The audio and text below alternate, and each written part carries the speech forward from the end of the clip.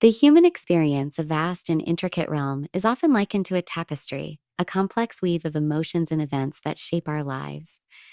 Within this tapestry, threads of joy, love, and triumph intertwine with those of sorrow, loss, and disillusionment. But among these threads, one stands out with a particularly sharp and devastating edge: betrayal. It is a wound that cuts deeper than any physical injury, a violation that shatters the very foundations of trust upon which our relationships are built. Imagine, if you will, the slow, agonizing realization that the person you've always regarded as your protector, your confidant, the one you believed would always have your back, has instead become the architect of your downfall. This wasn't a hypothetical exercise in emotional exploration for me. It was the stark, brutal reality that unfolded before my eyes. I awoke one day to discover that the very sanctuary of my childhood, the house bequeathed to me by my mother, a place imbued with her love and memories, had been surreptitiously stolen from me. The perpetrator wasn't a shadowy figure lurking in the periphery of my life, but my own father, the man who had given me life, the man I had always believed would protect me.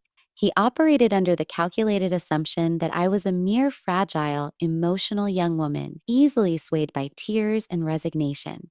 He believed I would simply accept his actions, a passive victim in his grand scheme. He grossly underestimated my resolve, my capacity for resilience, and my unwavering determination to seek justice. Little did he know, he had ignited a fire within me, a burning desire for retribution that would consume his carefully constructed world. I was about to embark on a journey of vengeance, a path that would reveal the depths of my strength and the potency of my wrath, a journey that would challenge every preconceived notion he had about who I was. The initial shock of betrayal was a numbing sensation, like a sudden plunge into icy water. No, it was a moment of disbelief, a refusal to accept the reality of what had transpired. My mind raced, trying to reconcile the image of my father as a loving parent with the reality of his actions. The cognitive dissonance was overwhelming, a clash between the idealized version of my father and the man who had so callously betrayed me. The betrayal wasn't just about the loss of the house. It was about the loss of trust, the shattering of a fundamental belief in the sanctity of family. It was a violation of my emotional and psychological well-being, a deep wound that would take time and effort to heal. The initial stages of grief were marked by denial, anger, and despair. I questioned my own judgment, wondering if I had somehow contributed to my father's actions. I replayed past conversations, searching for clues, for signs that I had missed. I felt a profound sense of isolation, a feeling that I was alone in my suffering. The world seemed to have shifted on its axis, and I struggled to find my footing. But amidst the despair, a flicker of resolve ignited within me. I refused to allow my father's actions to define me. I refused to be a victim. I would fight for justice, not just for myself, but for my mother, for the memory of her love that had been so callously disregarded. My mother was the sun around which my world revolved, a beacon of unwavering strength, boundless kindness, and unconditional love. Her presence permeated every aspect of my existence, infusing it with warmth, security, and a sense of belonging. When she succumbed to her illness, the world as I knew it shattered, leaving a gaping void that seemed impossible to fill. The only tangible connection I had to her, the sole remaining vestige of her presence, was the house she had left me. It wasn't merely a structure of brick and mortar. It was a repository of cherished memories, a sanctuary imbued with her love, a physical manifestation of the unbreakable bond we shared. Every creaking floorboard, every sunlit window, every faded photograph held a piece of her, a reminder of the woman who had shaped my life. I remember vividly the smell of her baking in the kitchen, the sound of her laughter echoing through the halls, the feel of her warm hand in mine as we walked through the garden. These memories were not just recollections. They were the very essence of my connection to her, and the house was the physical embodiment of that connection.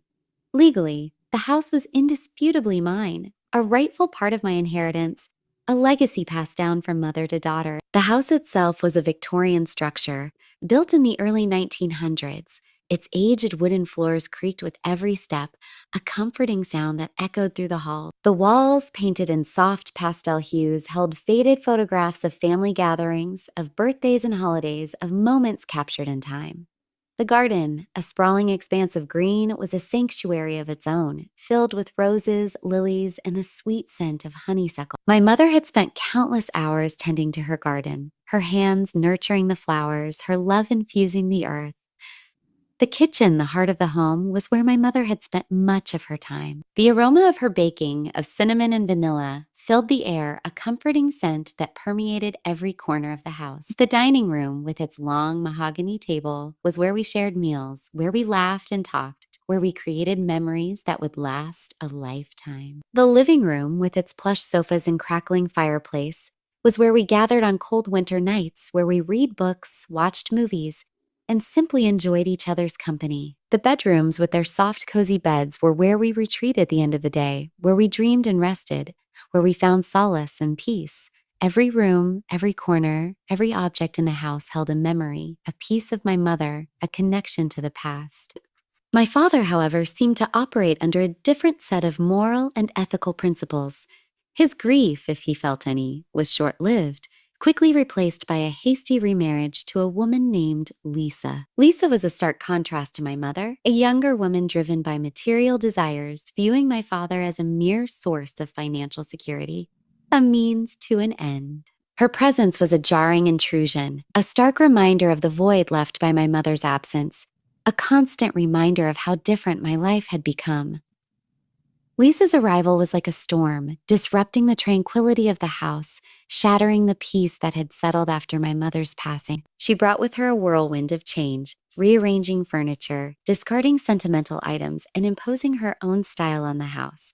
She replaced the soft pastel hues with bold, vibrant colors, the faded photographs with modern art, the cozy furniture with sleek, minimalist designs. She transformed the house into a reflection of her own personality, erasing any trace of my mother's influence. Her presence was a constant reminder of the void left by my mother, a gaping hole that could never be filled. She was a stranger in my home, an intruder in my life, a constant source of tension and conflict. Initially, I made a concerted effort to establish a cordial relationship with Lisa, desperately wanted to believe that my father had found a semblance of happiness, a way to navigate the immense loss he had suffered.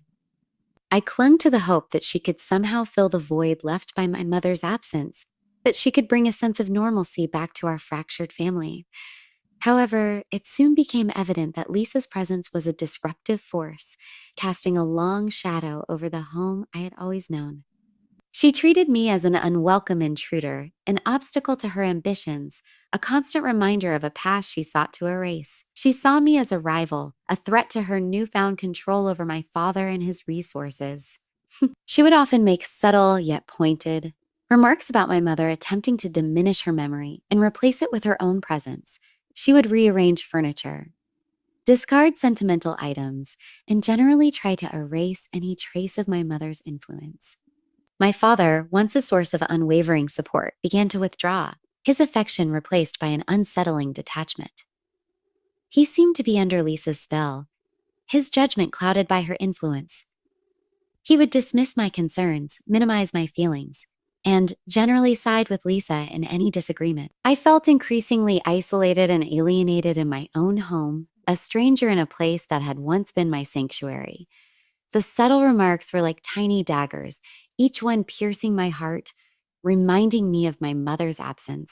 Lisa would often comment on my mother's old-fashioned taste, her outdated style, her sentimental clutter. She would make comparisons between my mother and herself, always painting herself in a more favorable light. She would subtly undermine my memories, suggesting that I was romanticizing the past, that my mother wasn't as perfect as I remembered. She would try to replace my mother's influence with her own, suggesting new traditions, new ways of doing things, new ways of living. She would try to erase my mother's presence to make me forget her, to replace her with herself. My father, once a bastion of support and unwavering affection, began to retreat into himself, becoming a mere shadow of his former self. His eyes, once bright with warmth and paternal love, now held a distant, almost vacant expression. He seemed to exist in a perpetual state of distraction, his attention perpetually drawn to Lisa, his every action dictated by her whims and desires. The conversations we once shared, filled with laughter and shared memories, dwindled to mere formalities, brief exchanges devoid of genuine connection. He would dismiss my concerns with a wave of his hand, his voice laced with impatience, as if my worries were mere trivialities. He would minimize my feelings, labeling them as emotional outbursts or childish tantrums, effectively invalidating my experiences and silencing my voice. He would consistently side with Lisa in any disagreement, his loyalty shifting from his daughter to his new wife, a betrayal that cut deeper than any physical wound. I felt like a ghost in my own home, an unwelcome presence in a space that had once been my sanctuary. The walls, once filled with the echoes of my mother's laughter and the warmth of our shared memories, now seemed to close in on me, suffocating me with their cold indifference. The furniture, once familiar and comforting, now felt foreign and unwelcoming, each piece a stark reminder of Lisa's intrusive presence. The garden, once a haven of tranquility and beauty, now seemed overgrown and neglected, mirroring the state of my own heart. Then the bombshell dropped. A seemingly innocuous phone call shattered the fragile illusion of normalcy, revealing the extent of their deception. "Congratulations on the sale of your property," the voice on the other end of the line announced, its tone casual, almost congratulatory. My heart pounded in my chest, a frantic drumbeat against my ribs, as I stammered, "What sale?" The truth unfurled like a venomous serpent, its scales glistening with malice, revealing that my father had forged my signature and sold the house, my mother's house, without so much as a word of warning. The funds, every single dollar, had been deposited into a joint account with Lisa, a testament to their calculated greed. They had already indulged in a lavish spending spree, acquiring a luxury vehicle, a sleek silver sports car that gleamed with opulence, and planning an extravagant vacation, a month-long excursion to a tropical paradise, a stark contrast to the simple pleasures my mother had always cherished. The shock was paralyzing, a wave of disbelief washing over me, rendering me numb and disoriented. How could my own father perpetrate such a heinous act of betrayal? How could he so callously disregard my feelings, my rightful inheritance, my connection to my mother, all to appease his new wife? The betrayal was a gaping wound, a profound violation of trust that cut to the very core of my being. I felt a surge of anger, a burning desire for justice, a determination to hold them accountable for their actions. I felt the weight of every memory, every cherished moment, being trampled upon by their greed, their callous disregard for my feelings. The phone call itself was a moment etched in my memory with excruciating clarity. The voice, a detached, bureaucratic tone, recited the details of the sale, the closing date, the transfer of funds, each word a hammer blow against my already shattered sense of security. The silence that followed was deafening, the weight of the revelation pressing down on me, suffocating me with its sheer magnitude. I hung up the phone, my hand trembling, my mind reeling. I stared at the walls of my room, the walls that had witnessed my childhood, the walls that held the echoes of my mother's voice, and I felt a profound sense of violation. They had invaded my sanctuary, desecrated my memories, stolen my inheritance, all for the sake of their own selfish desires. The anger that surged through me was a white-hot rage, a burning desire for retribution. I vowed to make them pay for their actions, to hold them accountable for their betrayal. I would not be a victim. I would be a force of justice, a beacon of truth, a relentless pursuer of retribution. In the immediate aftermath of this devastating revelation, I felt a crushing sense of powerlessness, a victim of an injustice so profound that it seemed insurmountable. However, amidst the despair, a flicker of resolve ignited within me, a spark of defiance that refused to be extinguished. I recalled the fundamental principle that what my father had done was not only morally reprehensible, but also unequivocally illegal. Forgery, fraud, the unauthorized sale of property, these were not mere transgressions, but criminal acts punishable by law. I meticulously gathered every document, every piece of evidence that substantiated my claim. I sifted through old files, searched through drawers, and combed through digital records, uncovering a trail of deceit that stretched back months. I found copies of forged documents, financial records that detailed the transfer of funds, and witness testimonies that corroborated my account. I sought the counsel of a seasoned attorney, a legal warrior who would champion my cause, a fierce advocate who would fight for my rights. I prepared myself for a protracted and arduous legal battle, a fight for justice that would test the limits of my endurance, a struggle that would demand every ounce of my strength and resilience. I spent countless hours researching legal precedents and statutes, becoming intimately familiar with the complexities of property law and fraud, immersing myself in the intricate details of the legal system. I meticulously documented every interaction, every conversation, every piece of correspondence related to the sale of the house, leaving no stone unturned in my pursuit of truth. I compiled a comprehensive dossier, a meticulous record of their fraudulent actions, including copies of forged documents, financial records that trace the flow of stolen funds, and witness testimonies that expose their lies and deceit at expo. When my father received the legal notice, the stark reality of his actions hit him like a physical blow, a crushing weight that shattered his carefully constructed facade of innocence. His face drained of color, his composure shattered, his eyes filled with a mixture of fear and disbelief. He attempted to plead with me to appeal to our familial bond, to invoke the very ties he had so callously severed. "We're family," he implored, his voice trembling, his words laced with desperation. "Don't do this to me." But his words rang hollow, a desperate attempt to evade the consequences of his actions, a feeble attempt to manipulate my emotions. Hadn't he, in his greed and callousness, severed the very ties of family he now sought to invoke? Hadn't he betrayed my trust, violated my rights, and disregarded my feelings, all for the sake of his own selfish desires? I stood firm, refusing to yield to his emotional manipulation, refusing to be swayed by his desperate pleas. The court battle was a grueling ordeal, a relentless barrage of legal maneuvering and emotional strain, a marathon of legal arguments and courtroom drama. I endured countless hours of depositions, cross examinations, and legal arguments, facing down my father and Lisa, their lies and evasions laid bare under the scrutiny of the law. The courtroom became a battleground, a stage where the truth would be revealed and justice would prevail, a theater where the drama of betrayal and redemption would unfold. I presented irrefutable evidence of their fraudulent actions, their disregard for my rights, their callous manipulation of my emotions, leaving no room for doubt or ambiguity. And in the end, justice prevailed. The court ruled in my favor, awarding me every cent from the fraudulent house sale, restoring my financial inheritance, and vindicating my rights. My father and Lisa were also subjected to substantial fines for their fraudulent activities, their ill-gotten gains stripped away, their wealth diminished. Lisa, her facade of affection crumbling under the weight of financial ruin, abandoned my father, her true motivations laid bare, her love exposed as nothing more than a shallow pursuit of material wealth. The legal victory was a testament to the power of truth and the resilience of the human spirit, a vindication of my rights, a restoration of my dignity, and a declaration that I would not be silenced. The courtroom itself was a place of high drama, a stage where the truth was laid bare and justice was served. The judge, a stern and impartial figure, presided over the proceedings, ensuring that the law was upheld and that justice was done.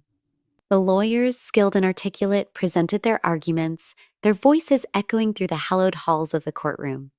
The witnesses, their faces etched with emotion, testified to the events that had transpired, their words painting a vivid picture of betrayal and deceit. The jury, their expressions grave and attentive, listened intently to the evidence, their minds weighing the facts, their hearts seeking justice. The atmosphere was charged with tension, the air thick with anticipation as the verdict was read, the words echoing through the courtroom, a declaration of justice that reverberated through my soul. It's a perplexing paradox, isn't it? The audacity of some individuals to believe they can exploit and deceive with impunity, to disregard the consequences of their actions, to operate under the assumption that they are above the law and beyond reproach. Was the pursuit of material wealth so compelling that my father was willing to sacrifice the bond with his own daughter to betray the very person he was sworn to protect? Was Lisa's affection genuine? Or merely a facade masking her insatiable greed, a calculated performance designed to manipulate and exploit? Did she ever truly love him, or was he simply a means to an end, a conduit to financial security, a pawn in her elaborate game of manipulation?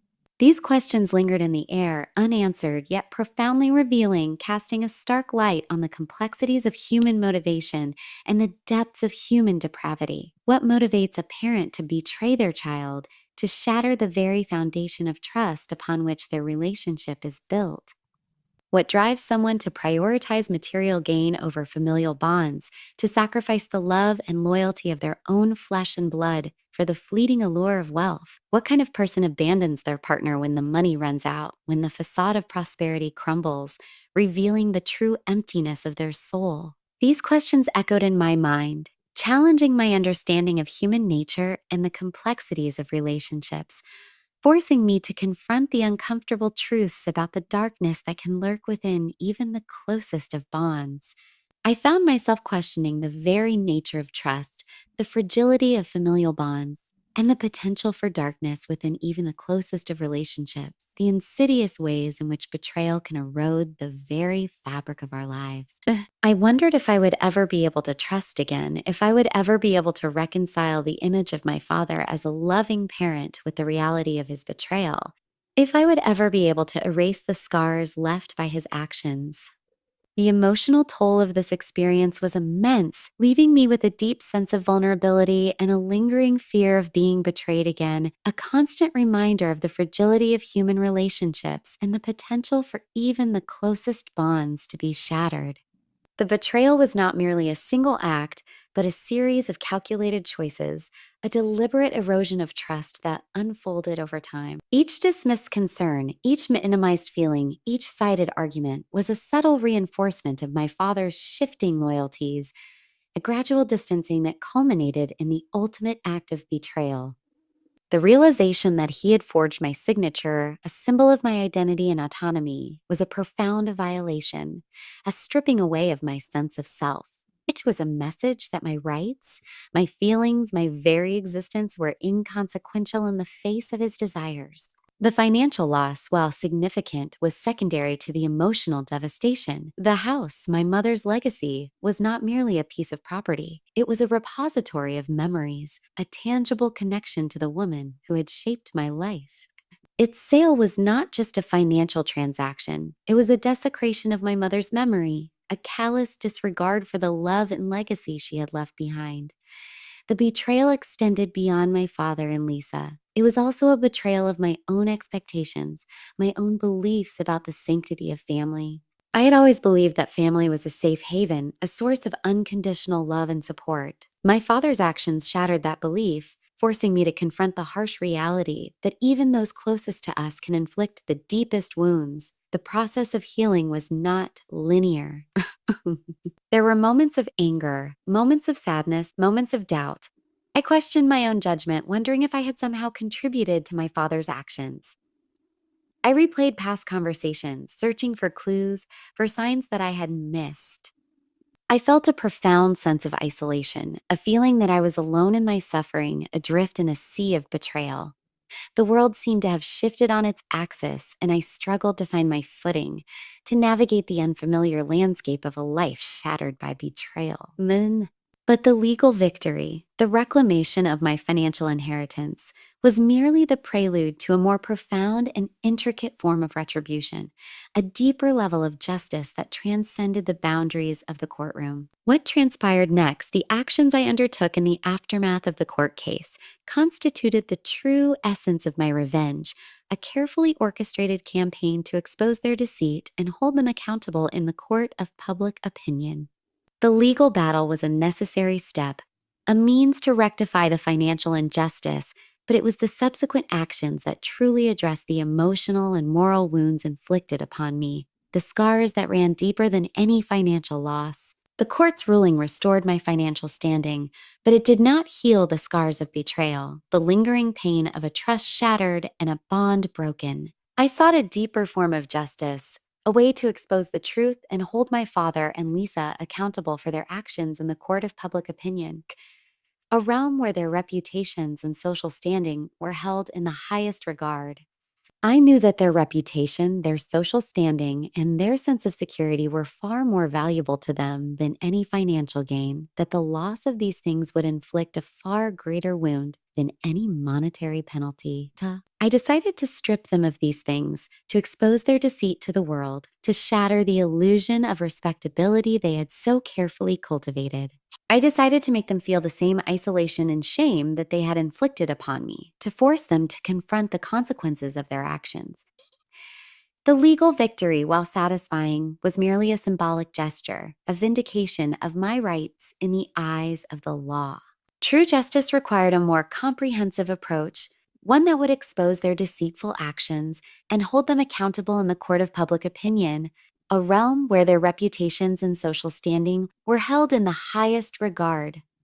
I began by meticulously documenting every detail of their scheme, gathering evidence to support my claims, creating a comprehensive record of their fraudulent actions. I compiled a comprehensive dossier, including copies of forged documents, financial records, and witness testimonies, a meticulous record of their deceit. I then strategically shared this information with our extended family, friends, and professional acquaintances, carefully crafting a narrative that painted a clear picture of their greed, their manipulation, and their disregard for my rights. The revelations were met with shock and disbelief, shattering the carefully constructed facade of respectability that my father and Lisa had maintained, exposing the true nature of their characters. Their reputations, once held in esteem, were irrevocably tarnished, their social standing diminished, their credibility destroyed.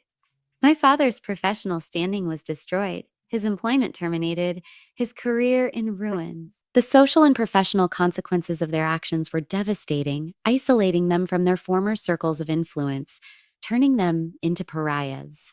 They became pariahs, ostracized by those who had once considered them friends and colleagues, shunned by the very people they had once sought to impress. The whispers and the stares followed them wherever they went, a constant reminder of their transgressions, a public shaming that echoed through their lives. The carefully constructed image of success and respectability was shattered, replaced by a reputation of deceit and betrayal. And this was just the beginning. This was not merely a dispute over money or property. It was a battle for justice, a stand against the insidious forces of manipulation and betrayal, a fight for the very principles of truth and integrity. It was a testament to the resilience of the human spirit, a refusal to be silenced or subjugated, a declaration that I would not be a victim. How many daughters, how many individuals have fallen victim to the treachery of their own family members, to the betrayal of those they trusted most? How many have been manipulated, deceived, and robbed of their rightful inheritance, their voices silenced by fear or shame? Too many, I suspect. And how many of them have silently endured their suffering, their voices stifled by fear or shame, their stories buried beneath layers of denial and secrecy? Too many, but I refuse to be counted among them, to be another statistic in the silent epidemic of family betrayal. I chose to speak out, to expose the truth, to reclaim my agency, and to serve as a beacon of hope for others who had suffered similar injustices, to empower them to break the silence and seek justice. The story of my betrayal was not unique. It was a reflection of a broader societal issue, a pattern of abuse and exploitation that often remained hidden behind closed doors, a dark undercurrent that flowed beneath the surface of seemingly perfect families. By sharing my experience, I aim to empower others to break the silence, to seek justice, and to reclaim their own narratives, to transform their pain into a catalyst for change. I wanted to create a community of survivors, a network of support for those who had been betrayed by those they trusted most, a safe space where they could share their stories and find solace in shared experiences. I wanted to challenge the notion that family secrets should be buried, that victims should remain silent, that perpetrators should go unpunished, to dismantle the culture of silence that perpetuates abuse. I wanted to create a world where justice prevailed, where the vulnerable were protected, and where the truth was always brought to light. A world where betrayal was not tolerated and where victims were empowered to seek redress. The legal system, while essential, was not enough. It was a tool for restoring financial justice, but it could not address the emotional and moral wounds inflicted by betrayal. That required a broader approach, a cultural shift that challenged the norms of silence and secrecy that allowed abuse to flourish. I became an advocate, sharing my story with others, offering support and guidance to those who had experienced similar injustices.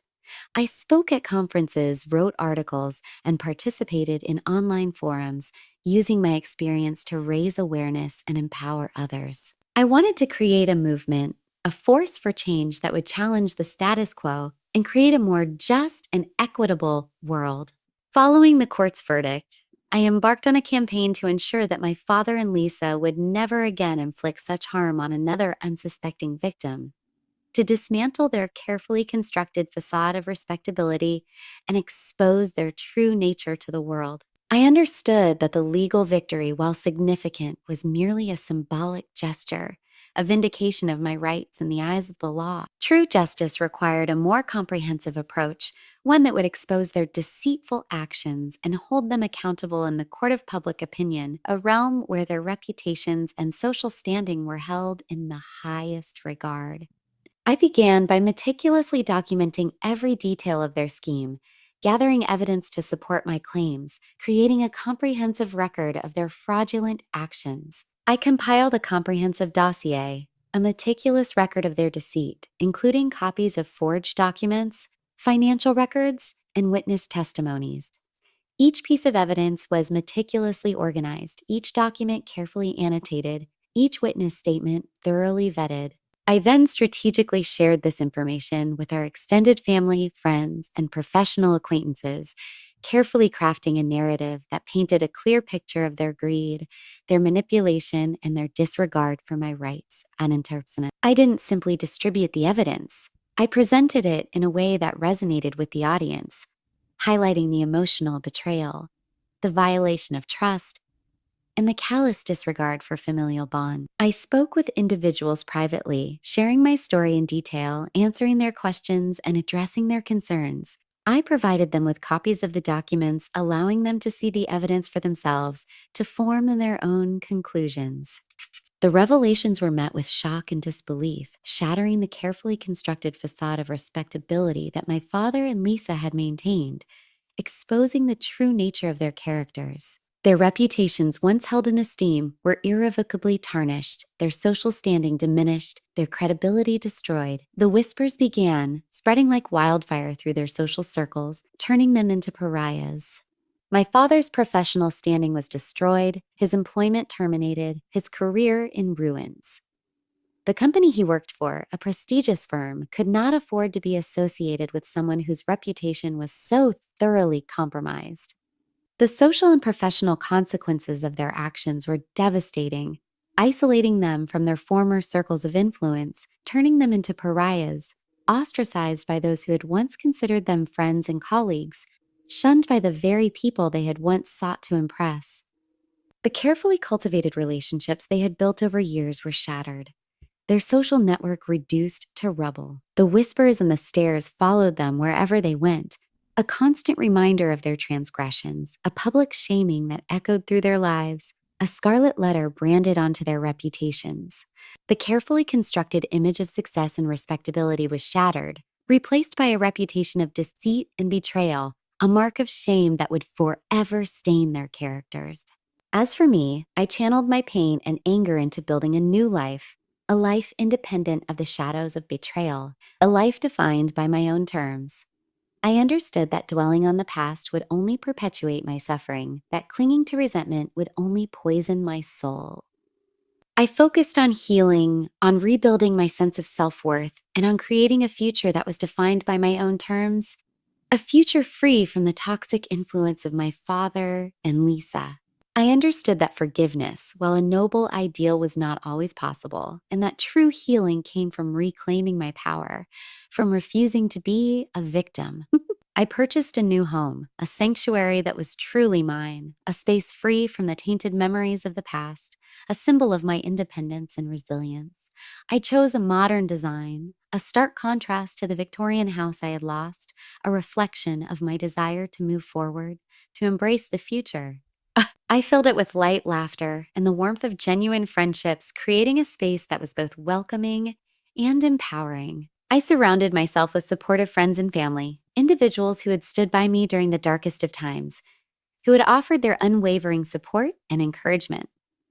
I nurtured these relationships, valuing their loyalty and commitment, recognizing their importance in my healing process. I dedicated myself to personal growth, pursuing my passions and exploring new opportunities, embracing the chance to reinvent myself.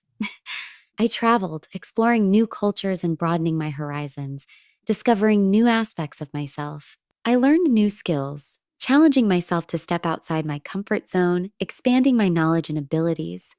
I immersed myself in art and culture, finding solace and inspiration in the beauty of human expression, discovering new ways to process my emotions.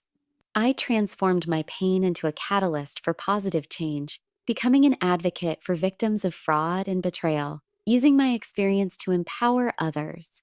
I shared my story with others, offering support and guidance to those who had experienced similar injustices, becoming a beacon of hope for those who felt lost and alone. My journey became a testament to the power of resilience, a demonstration of the human capacity to overcome adversity and emerge stronger, a symbol of hope for those who had been betrayed. In the face of such profound betrayal, what would you have done? Would you have sought retribution, or would you have chosen the path of forgiveness? Would you have allowed the injustice to fester, or would you have fought to reclaim your dignity? These questions are not easily answered, and the responses are deeply personal, reflecting individual values, beliefs, and experiences. The unique circumstances of each individual's life. Some might argue that forgiveness is the ultimate act of strength, a way to release the burden of anger and resentment, to free oneself from the shackles of bitterness. Others might contend that retribution is necessary to hold perpetrators accountable and to prevent future injustices, to send a clear message that betrayal will not be tolerated. There is no single right or wrong answer. The path you choose depends on your own moral compass, your sense of justice, and your capacity for healing, your personal beliefs about forgiveness and retribution. But one truth remains undeniable. Never allow anyone to usurp your rights, to diminish your worth, to steal what is rightfully yours, to silence your voice. The pursuit of justice is not always easy, and it may require immense courage and perseverance, a relentless determination to seek the truth. But the rewards are immeasurable: a restored sense of dignity, a renewed belief in the power of truth, and a legacy of empowerment for others, a testament to the strength of the human spirit. My story is a testament to the fact that even in the face of profound betrayal, it is possible to reclaim your life, to find strength in adversity, and to emerge victorious, to transform pain into purpose. The journey may be arduous, but the destination is worth the effort, a life lived on your own terms. And remember, the act of seeking justice is not solely about punishment. It's about restoring balance to a world that has been thrown out of kilter, about sending a message that betrayal and injustice will not be tolerated. It's about creating a future where the vulnerable are protected and the perpetrators are held accountable, a world where truth and justice prevail. The process of healing and rebuilding is not linear. There will be moments of doubt, moments of pain, and moments of despair, setbacks and challenges along the way. But through it all, it is essential to remember that you are not alone. There are others who have walked this path before you, and there are those who will walk beside you, offering support and guidance. You are strong, you are resilient, and you are worthy of justice. Never forget that, and never give up on the pursuit of it. And your story is your own, and you have the power to write the ending, to shape your own destiny, to create a life filled with purpose and meaning. You are not defined by your past, but by your ability to overcome it, to rise above adversity and emerge stronger. The scars of betrayal may remain, but they will serve as a reminder of your resilience, a testament to your strength, a symbol of your triumph. And in the end, you will find peace, not in forgiveness or retribution, but in the knowledge that you have reclaimed your power, that you have stood for truth and justice, that you have written your own ending.